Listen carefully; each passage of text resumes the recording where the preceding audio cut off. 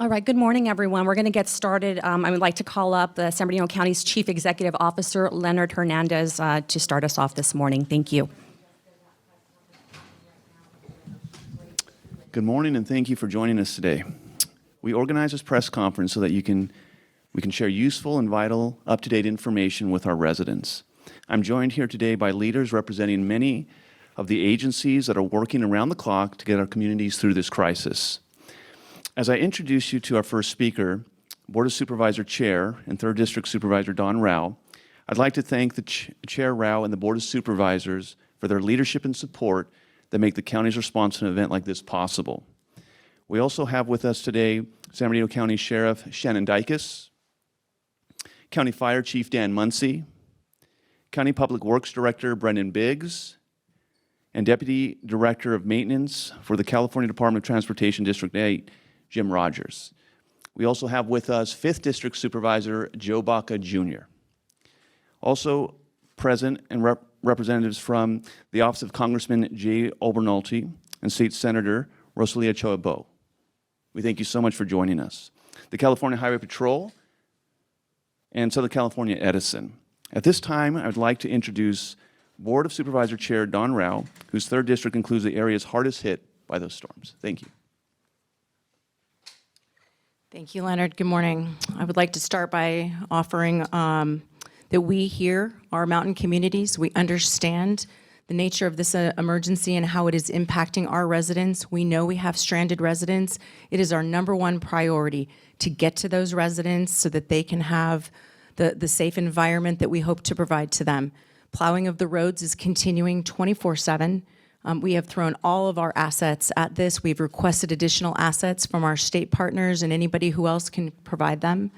That is our #1 priority, is to get our residents the food, the medicine, and access that they need. Plowing is going to continue over the course of the next several days, upwards of a week, back into some of our communities. We need our residents to help take care of each other, to call our hotline that we have established that will now be 24/7, 7 days a week. I will say the number for you. If it is an emergency, risk of life is imminent, please call 911. Otherwise, I would encourage you to call 909-387-3911. Our county fire and sheriff and public works crews can deliver medicine and food to those that are still homebound. We know that roofs are starting to collapse. We have elevated this situation into a unified command with all of our emergency cooperators, and every available resource that we have at the county and the state that they can provide will be thrown at this incident to provide a level of safety for our residents. And so we hear you, we know you are concerned, and we know that this is changing with the additional snow that fell last night.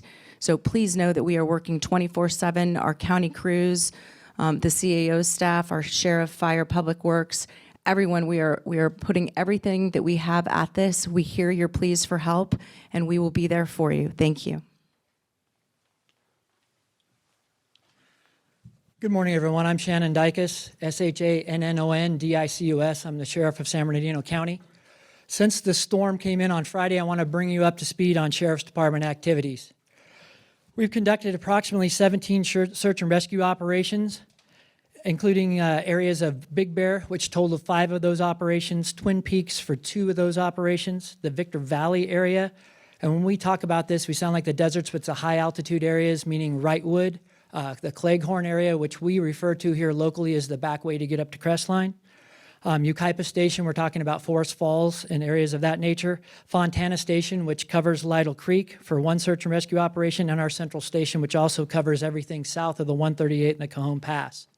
A couple of those notable events were in Big Bear. A couple of off-roaders were stuck on some of the back forestry roads, and we had to use off-road vehicles that are situated with tracks to be able to go in and get them and rescue them.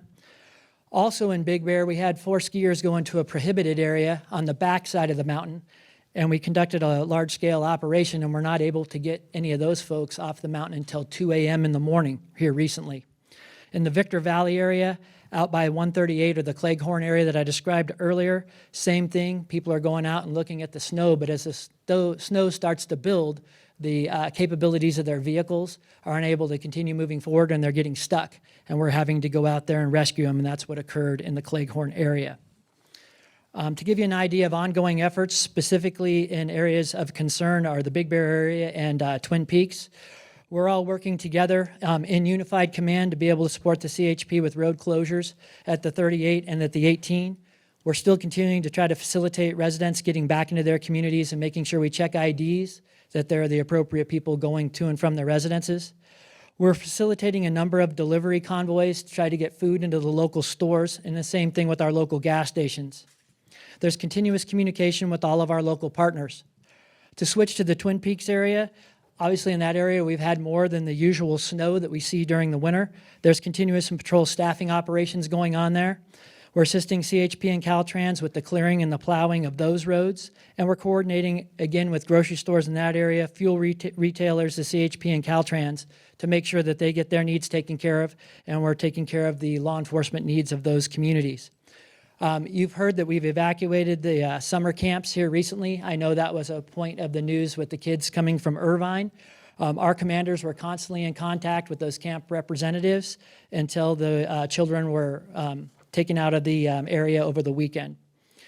Approximately 4 to 5 feet of snow came into us last night up there in those areas. And just to give you an update about what's really changed is, like Supervisor Rao said, we are seeing a number of roof damage to buildings up there. One of the local grocery stores, Goodwin's, where it's our understanding they had a roof collapse. We're in partnership with County Fire right now. As you can imagine, we receive a number of redundant calls. County Fire is well equipped with snowcats that can get us, their tracked vehicles that get us in and out of those hard to get to areas. And we partnered deputies up with County Fire so that we can check those damaged areas first and foremost and make sure that we don't have anybody that's been injured or hurt as a result of any of that damage. I've been in constant contact with state OES for the law enforcement side, and here in our Emergency Operations Center, there's been a representative from the state, and we certainly appreciate their help and support. And I'd like to introduce my partner, County Fire Chief Dan Muncy. Thank you, Sheriff. Dan Muncy, M-U-N-S-C-Y. I'm the County Fire Chief. First, I want to thank the cooperation between the different agencies and the county departments. This cooperation is very strong and very effective, and we've been doing amazing things together. I'm not going to reiterate some of the talking points the Sheriff went over, but I'll say this. Our roads are heavily impacted. We know that our residents are in homes. We're receiving lots of calls from those residents that want assistance. That assistance has to be prioritized because the amount of resources is finite. If people have food, shelter, water, and heat, and they're in their structures that are in good condition, they're going to need to weather this storm. In San Bernardino, as beautiful it is and as beautiful as our geography is, we do need to have some level of self-sufficiency. With that said, our fire departments responded to over 96 different rescues using our fleet of snowcats, including one sheriff's deputy that got his car stuck. We're responding to medical calls. We're responding to fires in these tracked vehicles. We are going to people's houses where they've had trees through the houses or some sort of roof collapse, and we're evacuating them to our evacuation shelters. We are working closely with County Roads, Caltrans, CHP to make sure that our critical infrastructure is open to our warming centers, to get ingress and egress, to make sure that folks can get to the grocery stores that are open so that they get the needed supplies. The coordination's been tremendous. We are in unified command with the Sheriff's Department. We do have an incident command post that's been established. We're working very closely with the county to do our damage assessments, to continue to identify and prioritize our incident objectives to reach the greatest amount of people that we can. To date, have not been informed of any serious injuries or deaths. We are preventing that by being able to respond to our citizens' most immediate needs. I would like to encourage the citizens of San Bernardino, if you are in a location that is cut off, understand that help will get to you in the event of emergency. We are going to ask you to be patient, though, as long as you have food, shelter, heat, water, plenty of water around, help will arrive. Thank you very much.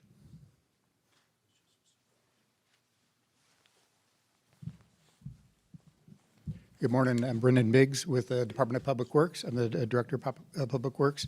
The County Public Works is part of a multi-agency team that coordinates each year gets a winter forecast and coordinates with all of our agency partners to develop a plan for the winter. And in front of each storm, we start monitoring the storm as it's approaching. We have meetings and we determine what kind of activation level For this particular storm, we did have those pre-meetings. We realized that this storm was big. We started pre-staging equipment, getting fuel up to our road yards, getting chains, getting our on-call contractors in place. So we mobilized all the resources that we had available to start hitting this storm as soon as it happened.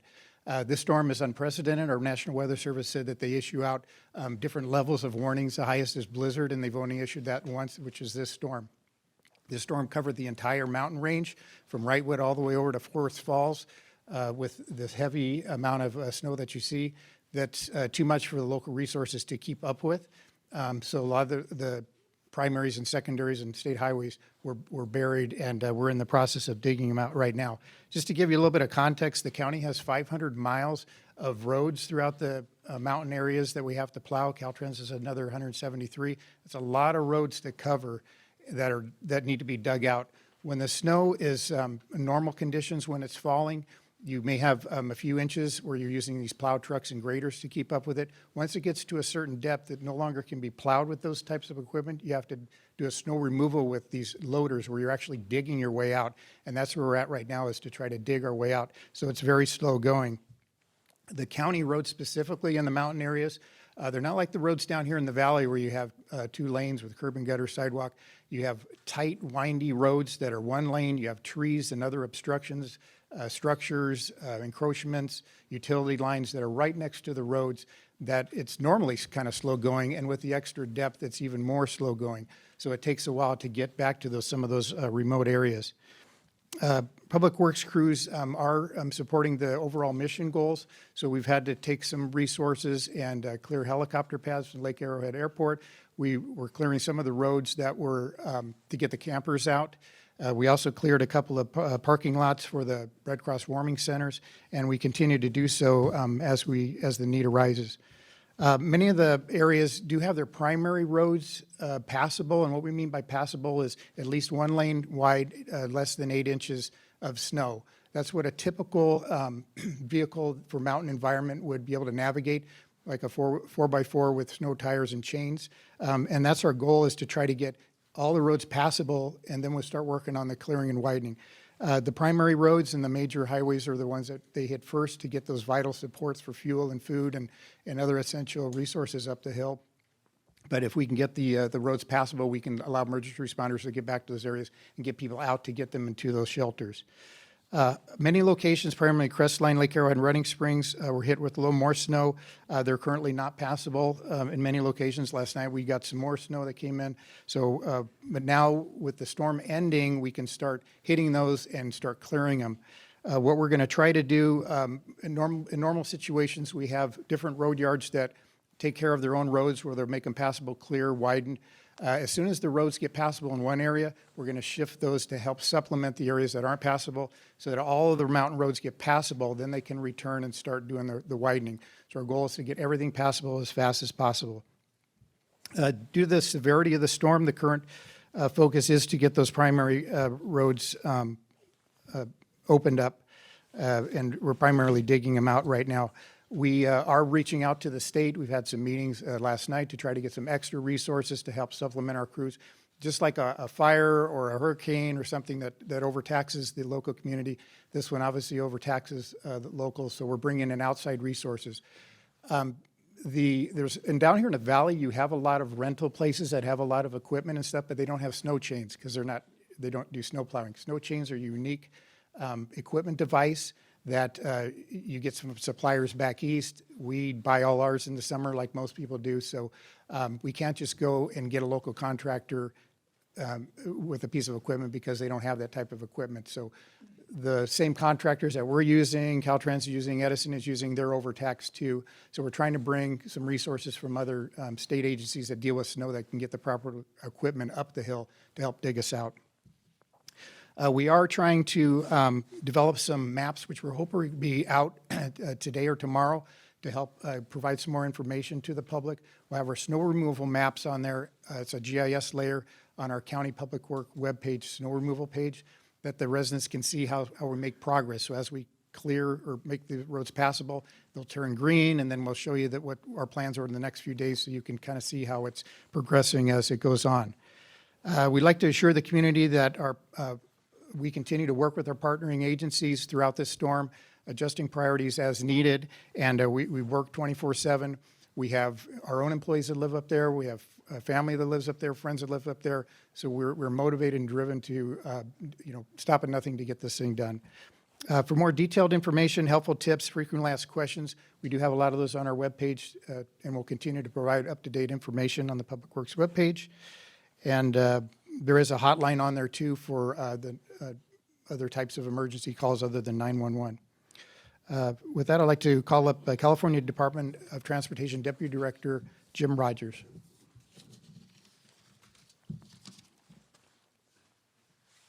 Thank you, Brendan. Okay, good morning. I'm Jim Rogers. I'm the maintenance deputy here in District 8, and I would like to thank San Bernardino County for inviting us to be a part of this today. We are here to discuss the hard work that the field staff have been contributing to in the snow removal and storm cleanup operations since last week. Caltrans District 8 began preparation early last week, including placing de-icing agents on our state highway system, clearing storm drains, performing vehicle inspections on snow vehicles. Additional crews were brought into the mountain areas to assist these operations out of the valley. Our Riverside crews and San Bernardino Valley crews also came in. As the weather intensified, an emergency director's order was approved and initiated, and more resources were brought in through a contractor. Okay, and then District 8 has been on 24-hour shifts with staff rotating out between 12, 14, and 16-hour shifts around the clock. In collaboration with the Highway Patrol, Caltrans staff has also been able to successfully escort multiple buses of children from neighboring school districts off the mountain and getting them back home safely. Escorts were also established on State Route 18 in Lucerne Valley and San Bernardino on State Route 330 and 18 for relief for residents to get up and down the hill. Partnerships between District 8 and other agencies has occurred to ensure the delivery of essential goods such as food, gasoline, and prescription medication. These endeavors were such a success because of our amazing partners. They're all standing right here behind us. Okay. As the weather begins to change, Caltrans will continue to remove large amounts of snow from the state highway system with a goal of opening the highway to all who wish to visit the beautiful mountain communities. We want to thank the community for their patience as we move forward to achieve this goal. I want to thank again our partners for their support and efforts. And I'd like to just go off script here just a little bit. I don't know where Carolina is, but I'm going to say this anyway. I am damn proud of our crews and the Highway Patrol that has assisted us, the San Bernardino County Sheriffs. We couldn't do it without them. And our crews have been working around the clock for over a week. They're eating cup of noodles and sitting in the crew rooms for minutes to eat. And you're getting back out there and they're running the equipment and getting these roads open. So I am damn proud of them. All right? Thank you.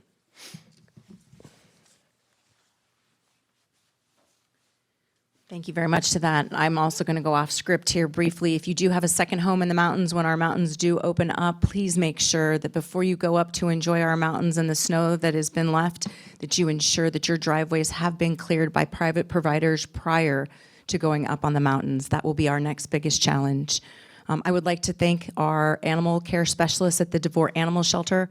DeVore received weather and it is cold up there. We currently have 114 dogs that are in heated kennels. The temperature in those kennels is 70 degrees. They are cared for around the clock and being looked after in a warm environment. And so that is an area that I just wanted to offer special thanks to. Thank you.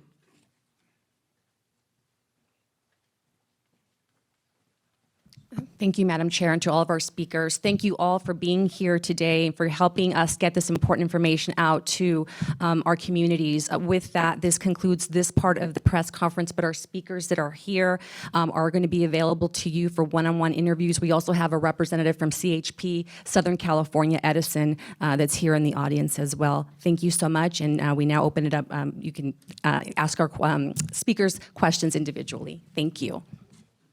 What do you think the biggest threat is at this point? I know you said there have been no injuries or deaths that are reported, but what is your number one concern? Well, we're forecasting out 10 days. We're looking ahead. We're making sure that we can stay ahead of any additional incidents that may occur. Last night, we had a couple of building collapses. That currently is a threat as the snow gets a little wetter and a little heavier. I'll let you silence your phone. We also are, working on the hypothesis that additional weather could come and create additional impacts. So agency coordination is imperative as we move forward, that we prioritize which roads need to be open. We prioritize where are our disadvantaged populations that may need assistance to ride out an extremely long storm. To date, the fire department's responded to every single 911 call. I'll reiterate what our friend from Caltrans said. Our firefighters are working extremely hard, around the clock, 24/7. They are forced to work. They are not going home. We've put extra crews up there. We've been working close coordination with the sheriff. But I'll end it with this, is that as the roads start to open, there's a lot of people that want to go visit the snow. This is the wrong time to do that. Let us clear the roadways. Let us help the people that are in need. If we have a large amount of people try to visit our mountains communities, number one, they're not going to find any place to park. Number two, they're going to find out the conditions are very extreme. Number three, they're going to hamper with our emergency cleanup and recovery efforts. I hope that answers your question. How long out are you projecting that people should be staying away from the snow and it's going to take to get the right supplies in and the help needed? We're going to take that day to day, but I think that at least 7 to 10 days would be reasonable unless additional weather comes in. Just final question, are you giving people a time frame? We've spoken to a lot of folks who are living in Crestline, living in Lake Arrowhead. They've spoken to us saying they're getting concerned. What is the time frame you're telling them about how long they're going to be stuck inside their homes with the little food that is now running out? You know, one thing that jumps in my mind is that this event is very much like an earthquake. And we always plan for the earthquake, and we advise all of our citizens, all our residents across Southern California, be prepared for long-term events. And this is that case. We know that our residents have been shut in some cases for a week. It could go on another 7 to 10 days before we're able to get those roads plowed to those residents. But to specifically give you a time chamber, I'll turn it over to one of the county or Caltrans representatives that may be able to tell you without any additional snowfall how long it will take. Right now, the clock starts ticking once the snow stops. We lost everything last night because the snow came in again. But we're going to try to keep the primary roads passable. That's our immediate need. So that'll be hopefully in the next 3 or 4 days we'll get those. But some of the more remote things could be a week or two before we can get back in there. Worst case, we are trying to bring in extra resources from the state. That'll accelerate that. But for now, they should plan for at least a week or two. Sir, can you speak to that actually now that you mentioned state resources? I understand local resources are working around the clock. Do you think the state has adequately responded and helped you out as of now? Yeah, absolutely. Last night, they were on a call around 7:30 last night. We had state representatives. We provided them with our needs. They got very specific as the exact type of equipment and labor that we needed, and they're working on that today. We have multiple meetings with them during the day, so they've been really good. They're reaching out to all the different Caltrans offices throughout the state, those that deal with snow and these types of things, to pull those resources in. So you don't anticipate any challenges getting some of these resources you're saying you're reaching out to the state for? We're very hopeful.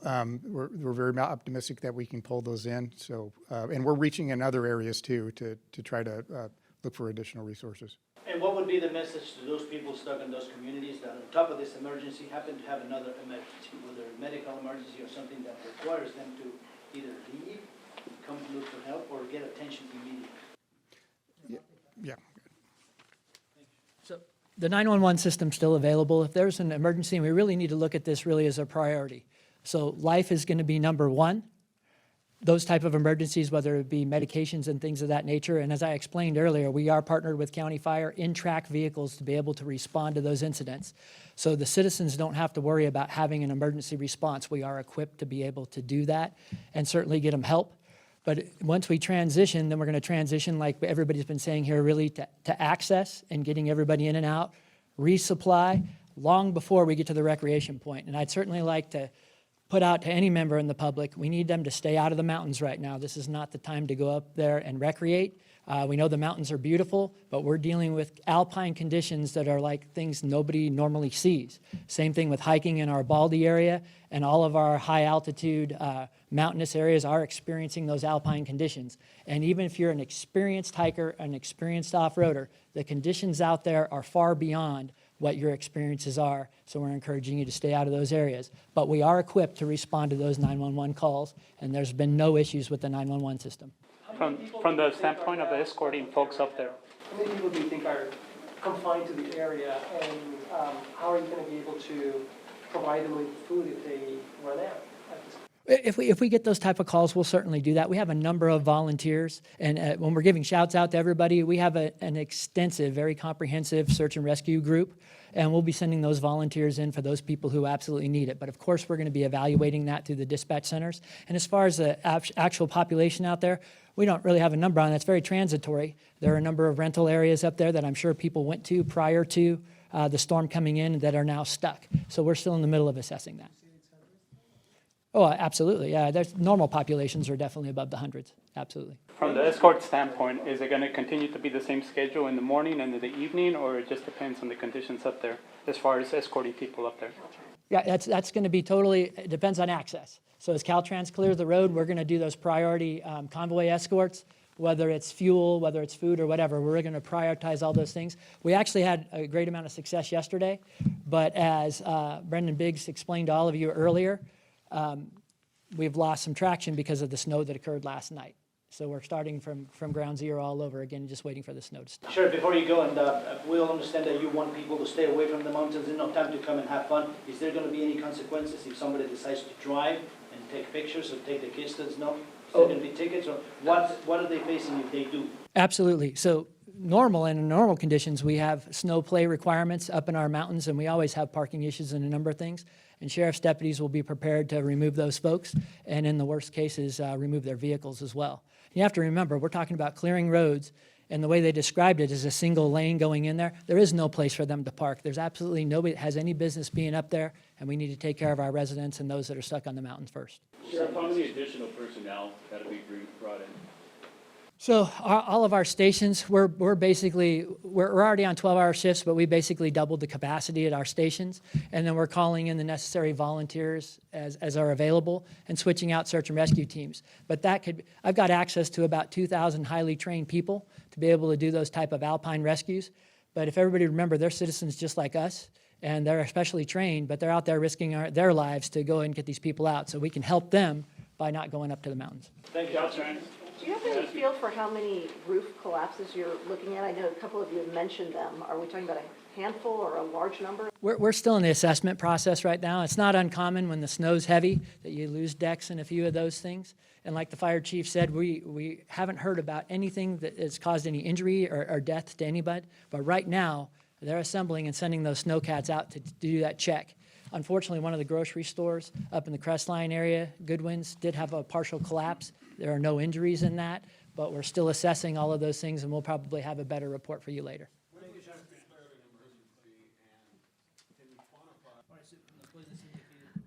Bueno, estamos aquí porque mi nombre es Marta Guzmán Hurtado y soy la vocera del condado de San Bernardino. Estamos aquí porque tenemos un incidente en las montañas donde hemos recibido nieve como no hemos visto en muchos años. Entonces, es una situación muy seria y le estamos diciendo a todos los que viven allí que estamos haciendo todo lo posible. El condado trabajando con las agencias estatales para traer los recursos que necesitamos para ayudar a las comunidades. Entonces, aquí tenemos representantes del Departamento de Transportación, del Sheriff, de Obras Públicas. Estamos trabajando todos juntos 24 horas al día para asegurarnos que podamos abrir esas carreteras, las calles, para que podamos traer recursos a las montañas, la comida, medicamentos, a las gasolina. Estamos haciendo todo lo posible. Sabemos que hemos recibido más nieve por la noche, entonces estamos otra vez comenzando de nuevo todo el trabajo que hemos hecho para aclarar las carreteras, estamos comenzando de nuevo. Entonces queremos decirle al público que tengan paciencia, sabemos que es una situación muy delicada, pero que sí estamos allí, estamos trabajando, estamos haciendo todo lo posible para traer ayuda, entonces, y no vamos a terminar hasta que podamos abrir todas las calles. Entonces, nomás queremos que nos ayuden ya que pase este clima y se abren las calles. También queremos advertir al público que ven a las montañas, ven a la nieve, quieren llevar a la familia, que no está seguro ahorita. Ahorita la prioridad es la seguridad de la gente que vive allí en las montañas y llevando esos recursos a las tiendas y medicamentos y gasolinas. Por ahorita tengan paciencia, ahorita la prioridad es la seguridad de la gente que vive allí, los trabajadores que están también arriesgando sus vidas para limpiar y asegurarse que vamos a abrir las carreteras lo más pronto posible, pero sí estamos pidiendo su paciencia y ayuda. Tenemos una línea de información, si quieren llamar, es el 909-387-3911. Otra vez le voy a dar ese número de teléfono, es el 909-387-3911. Y también tenemos recursos en nuestra página web del condado, que es snowinfo.sbcounty.gov. ¿Cuánto tiempo para que haya acceso al lugar? ¿Cuánto tiempo para enviarlo? Eso todavía no se sabe. Desafortunadamente estamos trabajando 24 horas al día, cuando se pueda, obviamente cuando llega la nieve y la lluvia y el viento, los equipos tienen que parar por la seguridad de ellos. Pero ahorita, como escuchamos, estamos esperando por lo menos 7 días hasta que puedan aclarar todas las carreteras. ¿Se han reportado lesiones, fatalidades, nada de eso? Gracias a Dios, no se ha reportado nada de eso, como dijo el sheriff un poco antes. Marta Guzmán Hurtado, vocera del condado de San Bernardino. Gracias. What would be the common denominator of most of those calls? What are people calling 911 for? That's your most common call. So the question is, what's the most common call for 911? We're still responding to a great number of medical calls. That usually is needs for paramedics. That usually is our number one call. And with the mountain community trapped, they're not able to get to their doctor's office, to the emergency room. So those calls have greatly increased. Now, we have different resources up on the hill. Normally, we have our firefighters and paramedics, our ambulances, and our fire station. But we've moved hand crews, we've moved snowcat crews up into the mountains. Each of these crews have unique specialties. So our hand crews have literally been going with our responding paramedics and firefighters and clearing paths. Literally, there's some photos of 5 feet of snowbanks, and they're clearing a path to make sure that those emergency crews can get to the patient, more importantly, get the patient out. We're using the snowcats to transfer the patients to an ambulance that's waiting on a road that has been plowed, or sometimes to the hospital. We are responding to structure fires, however, that's a very small amount. We have had some roof collapse, we've had trees into houses, we've had decks collapse. That still is a small percentage to the overall calls. I'm going to take a second and I'll say this. If you have a life-saving need, call 911. We are there to support you, but if everybody calls 911 for every need, we're never going to have enough resources.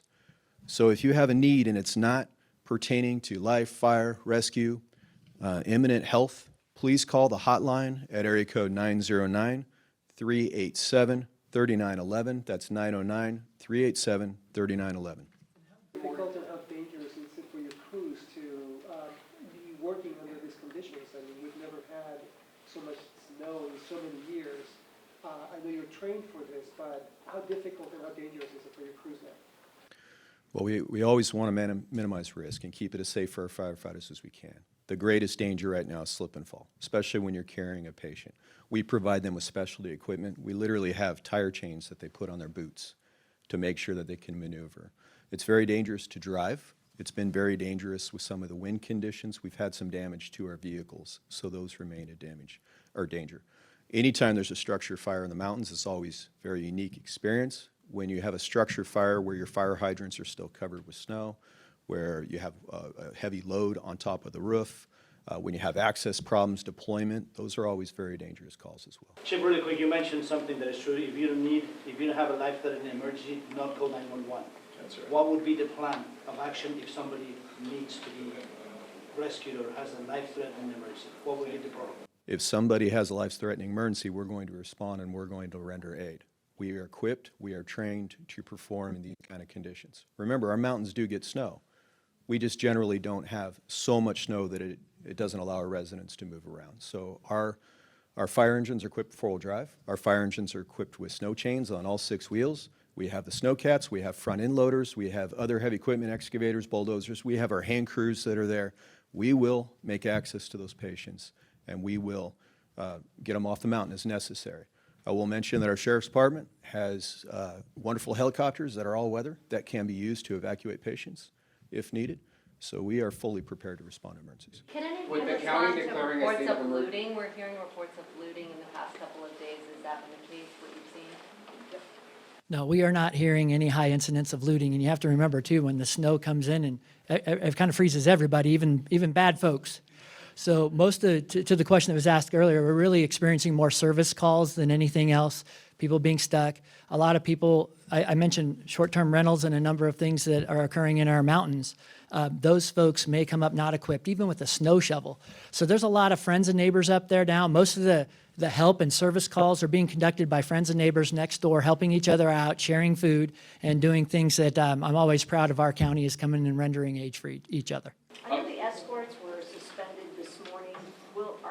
With this new snow, are you planning on doing escorts again this evening, or has that just been put on hold for a while? Absolutely. As soon as those roads are clear, that's going to be priority number one, because getting access in and resupply is one of the biggest things we need to be doing so the citizens that are up there can actually go to those grocery stores, fuel their cars, and take care of those things. So folks here that are trying to get up, that couldn't get up this morning, maybe between 5 and 9 tonight, they'll be able to go up? We're obviously hoping so, but it depends on how the weather cooperates. You know, that's that unpredictable variable we always deal with. Sheriff, you talked about some of these supply escorts that you've done up to the mountains. Can you explain what those have been like and what the supply challenges have been up there that you guys have seen? So the supply challenges, I'll kind of work your question backwards, is certainly access and the snow conditions, the conditions of the vehicles in terms of having chains and things to be able to get that access. But fuel has been the priority to try to get to the mountain. Food, of course, to the grocery stores and being able to take care of those things. And even yesterday, there was a pretty large convoy of UPS trucks that were carrying medications to folks that needed them on the mountain, and we were able to get them in. So it's starting that process over again today. Gotcha. And then I know you guys are comparing this to an earthquake, and we've talked about the state. You guys say the state has been supportive, but what about the federal government? Would you like to see the federal government step in this situation like we would see with a major earthquake? Yeah, if we certainly need those types of resources. I know from the Office of Emergency Services at the state, who would also make those calls and get FEMA involved in a number of those things, they've been highly interactive with us. I have no doubt that whatever aid we need from our federal partners and state partners will certainly come our way. Early on the law enforcement side of the Office of Emergency Services, Chief O'Keefe has called me directly, asked anything that we need at that period of time. So they are staying highly communicative with us. When was this declared an emergency, and what resources are you seeking, extra resources? Okay, I'll turn that over to the county. So on Monday, as the Chief Executive Officer, I signed a state of emergency that was ratified by the Board of Supervisors at yesterday's board meeting.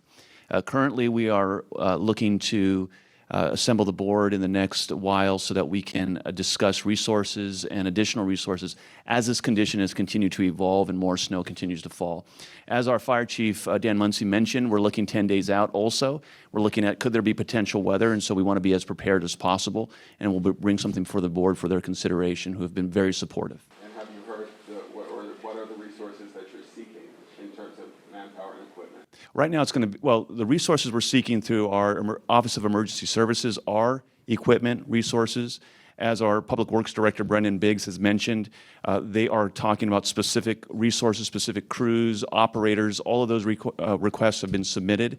What we're looking at is, as this thing is going to be prolonged, the situation, this occurrence, that we want to make sure we have a budget set aside so we can address all those things and then seek reimbursements later. Got it. Many of the residents, they were left out of their homes, kept from their homes from Friday through Monday, and they feel, was the emergency called too late? Should it have been put into place sooner? Well, it's hard to say because as this snow occurrence took place, and as we were working with the National Weather Service, as I don't know if it was our sheriff or Chief Muncie mentioned, we get snow in our mountains, but to get this much snow, blizzard conditions snow across all of our mountains all at the same time. Once we realized that this was a situation that it required an emergency, we quickly acted and enacted the emergency. We have a shelter in the Redlands area, but we also have information that's being pushed through the county information. There's also the call center that was mentioned with the number that folks can call and get concise information. That's being updated. It's going to be 24/7, so people can call at any time if they need information. And the website? I'm going to pass over to Martha for that. The website is snowinfo.sbcounty.gov, and the hotline is 909-387-3911, 909-387-3911. Councilman, may we get your name and spelling of your name and title? Just on camera, just so I have it on tape.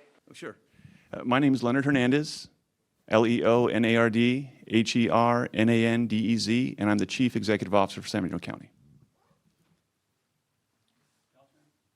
I want to jump in there real quick on the proclamation. Oh, that's really important to the county moving forward. The county, the sheriff's department, the fire department are well prepared for this emergency. We had additional staffing. We had additional equipment. They were in place prior to the storm occurring. That proclamation is secondary based on the wide scale and the damage in order to get state assistance. Question I have, can you give us some specifics on the types of equipment and how many plows you have out there? Because people are jumping on us about, well, they're not doing anything, but you guys are working 24 hours. How many plows do you have, rotaries, blowers? What can you tell me?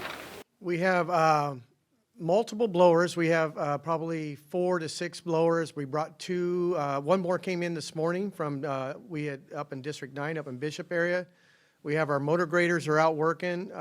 There's at least 2 graders in each snow camp across. We brought in graders from the desert and the Riverside area the last 2 days, 3 days.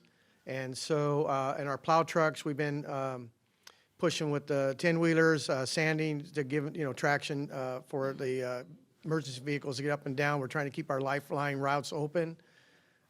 We did, like I said, went with a contractor almost immediately when the storm broke. We have, I think they have 9 big loaders that they're pushing snow and digging out. And as far as the emergency declaration, emails and contacts have been out across the state as we speak the last 2 days, asking for assistance from all the other districts to bring in equipment and personnel to help assist the county in removing snow in their areas. They, yeah, go ahead.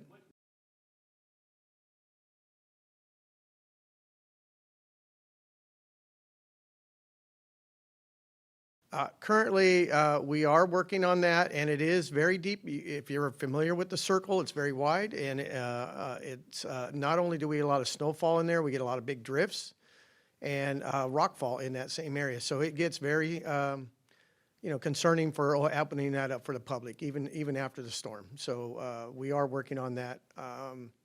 We are currently blowing snow across the rim towards Lake Arrowhead to try to get those lifelines back open this morning.